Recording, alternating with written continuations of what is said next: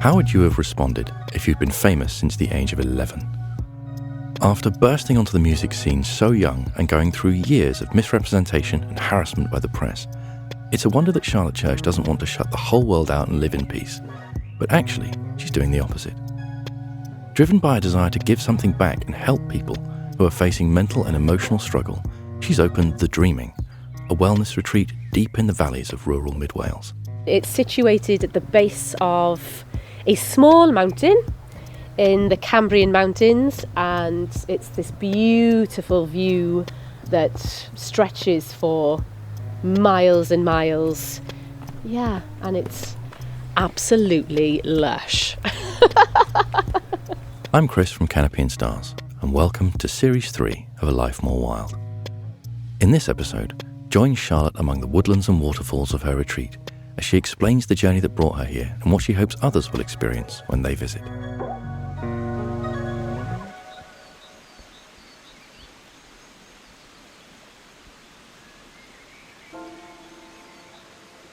We are currently going to walk through to the Moon Garden. We'll go up through the first bit of the forest, we'll cross the waterfall, then we'll go through into the Court of the Holly King, and then we'll see. So I was looking for a patch of land because I absolutely love camping, love glamping, love being in the outdoors, love sleeping in the outdoors, having as few walls as possible, and I drove up and just couldn't believe it. It was just was absolutely beguiled by the scale of it, and by the majesty. There's something so majestic. You've got these huge, massive, protruding rocks all covered in moss, and this beautiful woodland, 2 waterfalls, and we didn't even go in the house. We said to the estate agent, can we just go in the forest? And he was like, nobody who's come to see it has ever been in the forest. And it was just that is insane. And so we had a little walk through the forest, and the guy who owned it at the time had worked on it for 10 years, and he'd put through these bridges over the waterfalls and all these paths through the woodlands. And my first feeling was just I cannot believe that somebody can own this. What a ridiculous concept. And anyway, so I fell madly and completely in love. It was like a totally obsessive love relationship when you're a teenager. I just couldn't stop thinking about the place. I was journaling about it. I just had ideas. I was just completely and utterly smitten. And so then over the next weeks, then I brought my husband up here with my kids. I brought my dad and my mum and different family members just to sort of sense check it, just to be am I mad? Am I mad? This is amazing, isn't it? And I am about to put everything that I have into this place. And they were like, you're mad? You are absolutely mad, but it is beautiful.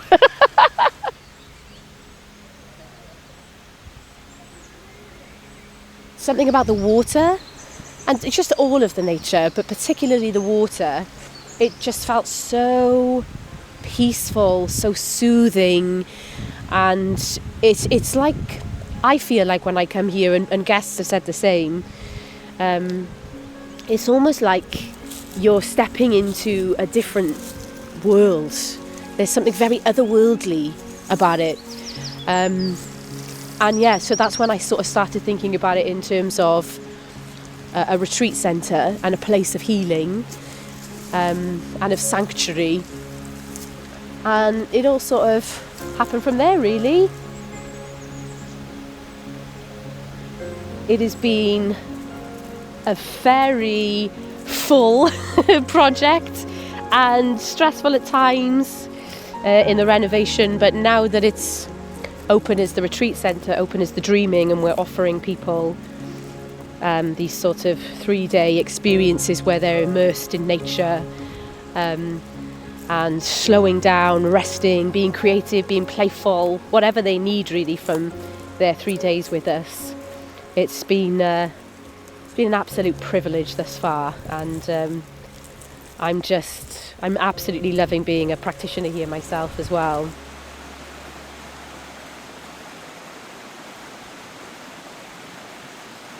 Yeah, it was just a process of really trying to listen in to nature and the seasonality, and how the water ran through the forests and through the land, and just be as receptive as I possibly could be about how this land, this valley, needed to grow and evolve, really, whilst trying not to be too imposing.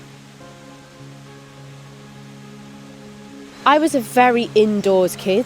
I was raised we didn't go camping, we didn't go for walks. It was just microwave meals and telly, gladiators, whatever other stuff. And then as I had kids myself, and as I got older and had my own struggles and healing processes, then my eyes were just opened to nature, and I just started becoming more and more intrigued. The more I became curious and intrigued, the more I realised, oh my gosh, this is really powerful, and this is where I want to be. To the point now where I sort of hate being inside. I feel really penned in when I'm inside. So yeah, I'm pretty sure towards the end of my life I'm just going to be in a shack in the woods somewhere. I feel like I'm just going to sort of keep reducing, and my house being smaller and everything just sort of being less stuff.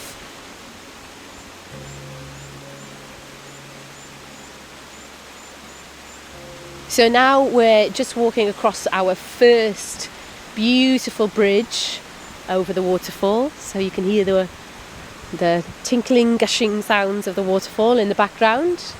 Also, you've got these really cool oak and beech trees, really pretty old. But because the soil's so thin here, you find that the roots like grasp around the rocks, are holding on to the side of the mountain on the rocks. And it's very dramatic.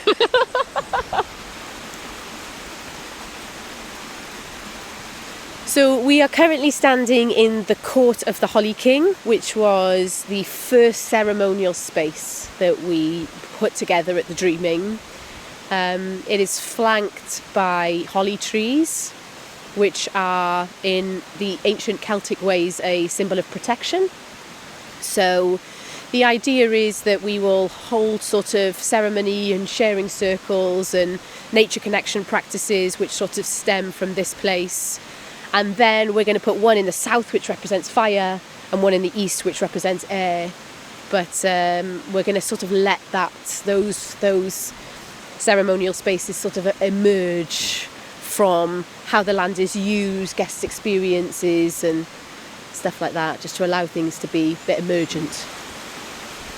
I came out early one morning doing my singing to the land stuff, which is basically, for me, just improvising melodies as I hear them and as I feel them.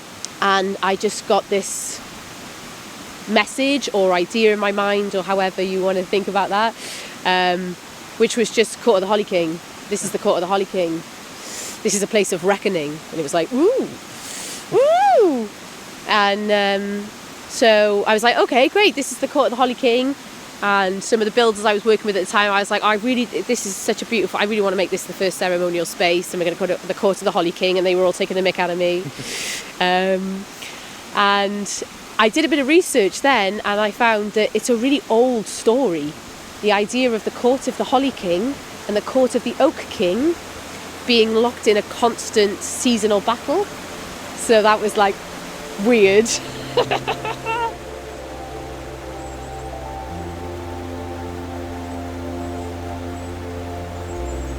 There's so many more progressive educational settings and educational communities.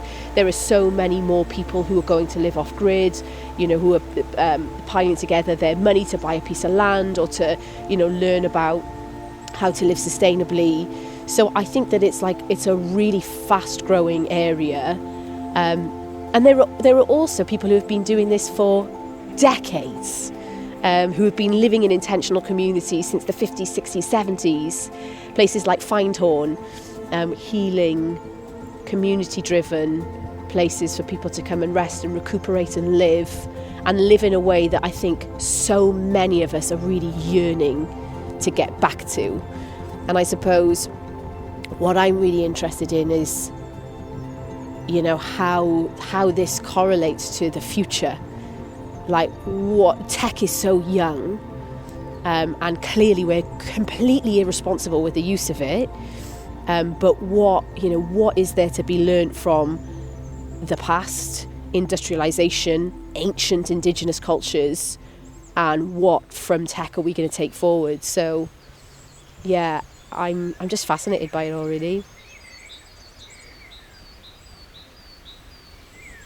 I feel like I've got like a deeply intuitive sense about what's going on. And it's probably because I had to develop that really young. Like, I had to really very quickly feel out a situation and different people. A, because it was really highly pressured all the time, whether it was, being on a Japanese morning show, or being on a mad live programme in Brazil, or, you know, meeting the Pope, or singing for presidents, or, you know, a million different situations, dealing with a really tricky journalist at 13. You know, there's lots of really odd experiences where I had to really, I suppose, like, develop an intuitive sense and response. And I think in turn that's just made me very sensitive, I suppose. And also, like, my own family and you'd be blind to see if there wasn't a huge problem with what's happening in the world right now. You know, we are literally committing ecological genocide across the globe, and, you know, rampant consumerist capitalism is just knows no bounds, but it's not making us happy. It's not making us better. In fact, it's making us worse. It's making us feel less confident, less self-worth, less meaning, less understanding, more anxious.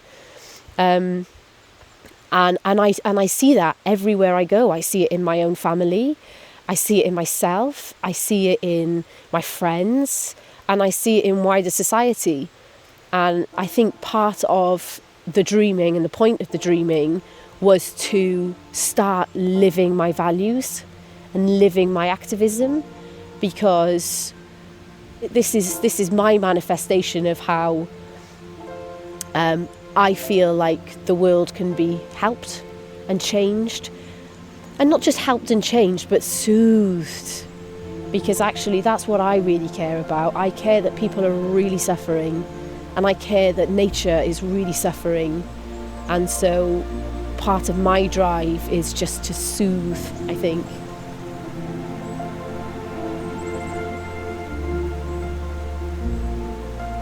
So sort of the retreat programme, if you want to call it that, is very, not loose, but we are trying to build in as much sort of self-direction as possible.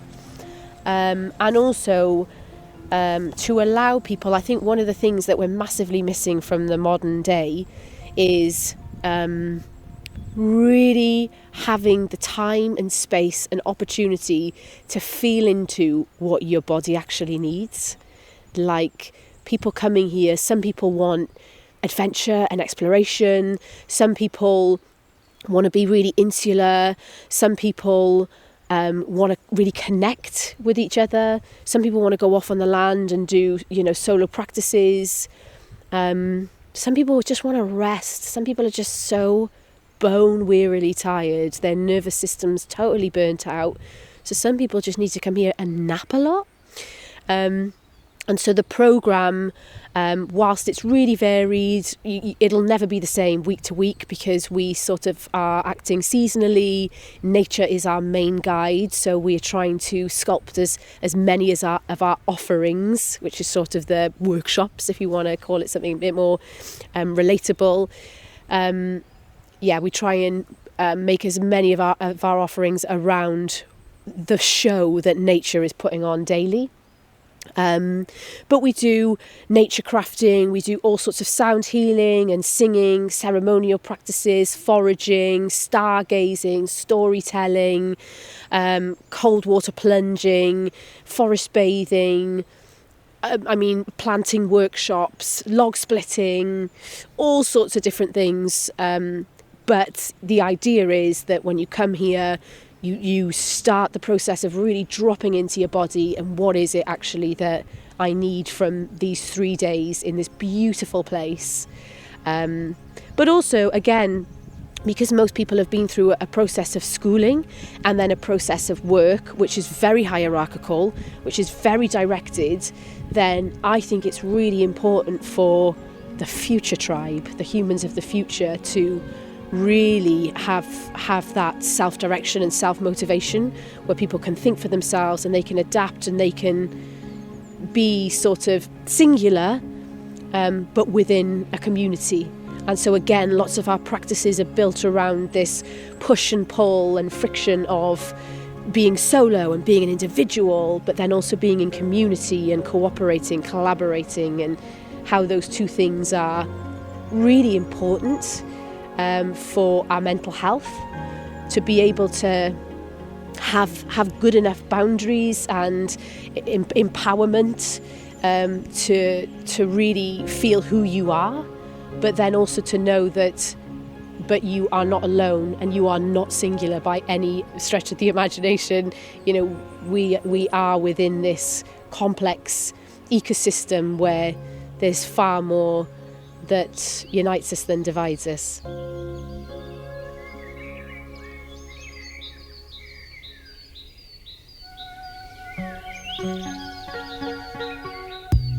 Well, I hope you're feeling wonderfully relaxed now you've sort of been on a retreat. Charlotte's point about nature uniting us is something that our guest for episode 2, Nick Hayes, knows all about. Nick is the most prominent member of the Right to Roam campaign, author of the Book of Trespass, and also the only person I know who has a solid plan to get arrested this summer. Join him next time to climb over a couple of fences and hear how a community came together to protect the land and the people who lived there. If you haven't already, give us a follow on your podcast app, tell a friend about the podcast, and check out @Canopy Stars on Instagram to see footage and photos from our Days Out recording.